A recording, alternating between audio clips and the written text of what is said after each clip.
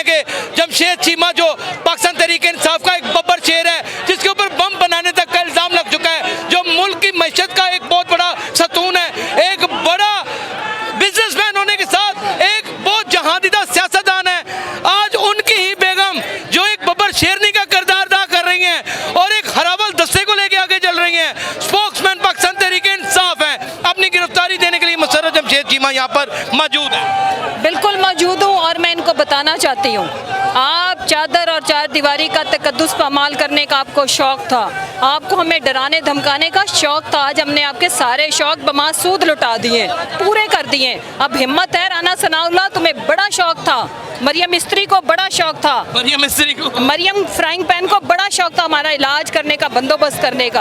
आओ ना, भेजो नफरी, भेजो जो तुम्हें लेके आए हैं। आज पाकिस्तान की अवाम, मैं हैरान हो गई हूँ, मैं हैरान हो गई हूँ कि लोग बहादुर हो चुके हैं। मैं इस बात पे हैरान हूँ कि आपने अपने बच्चों को तर्क कर दिया हुआ है, आप दोनों मियाँ बीवी ने। मैं इस बात पे हैरान हूँ अपने कारोबार को दाव पे लगा दिया हुआ है। मैं इस बात पे हैरान हूँ कि इतनी कैदोबंद की सोबतें सहने के बाद भी आपके मियाँ फिर वो प्लेजर वैन में चढ़े हुए हैं और आप उसमें जाने के लिए तैयार हैं। उसकी वजह ये मट्टी के बने हुए हैं आप। उसकी वजह यह है कि इन्हीं बच्चों के खातिर, खाली अपने बच्चों का नहीं सोच रहे, कौम के बच्चों का सोच रहे हैं, आने वाली नस्लों का सोच रहे हैं। और अगर आज हम ना निकले तो मेरा बेटा, आपका बेटा बिलावल का कैदी होगा, वो मरियम के सफदर जुनैद का कैदी होगा, वो इनके जो मेंटली सिक और जो कंप्रोमाइज्ड बच्चे हैं उनका कैदी होगा। मुझे नहीं मंजूर, मुझे ये कैदोबंद की सौतें मंजूर हैं जो मैं सह लूँ। मेरी आने वाली नस्लें आज़ाद हों, वो आज़ाद पाकिस्तान जिसमें हकीकी आज़ादी हो, रूल ऑफ लॉ हो। लेकिन ये सारा नजरिया तो कायदे-ए-आज़म मोहम्मद अली जिन्ना और उनके रुफ़क़ा का था।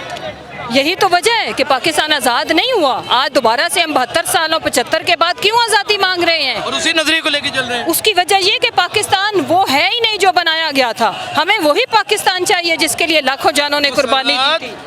एक जेल बरौतर तहरीक और चीज़ है, जेल में जाना और चीज़ है।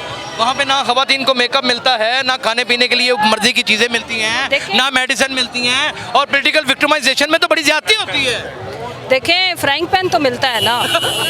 अच्छा, दूसरी जो अहम बात है, देखो हमने 126 दिन धरना दिया, पूरा 1 साल है हम सड़कों पे हैं, हमें इस चीज़ की कोई फिक्र नहीं है, हमें कोई प्लास्टिक सर्जरियां कराने की ज़रूरत नहीं है। हम एक कॉज और एक मकसद के लिए हम ये जिहाद कर रहे हैं, इसी को कुर्बानी कहते हैं और हम ये कुर्बानी देंगे। नाज़रीन, मुसर्रत जमशेद चीमा ने जितनी खुली खुली बातें कर दी हैं, अब मुझे आप ये बताएं कि आपको कहीं नज़र आता है कि ये लोग डरने वाले हैं, ये लोग भागने वाले हैं, या इन लोगों में ज़रा सा भी कोई ऐसा आपको तासुर नज़र आता है कि ये पीछे हट जाएंगे? ये पाकिस्तान तहरीक इंसाफ के कारकुनान हैं और इनका आज मानना है कि हम सब इमरान खान हैं।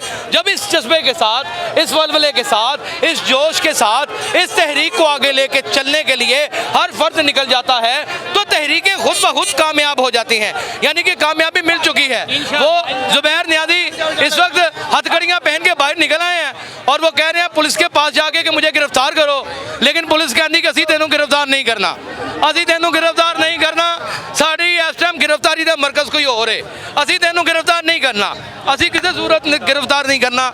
जुबैर नियाज़ी रुक जाओ, वो सीसीपी ऑफिस के सामने चला गया जुबैर नियाज़ी। आज नाज़रीन आपको दिखाते हैं, टिकने का नाम ही नहीं ले रहे हैं जुबैर नियाज़ी।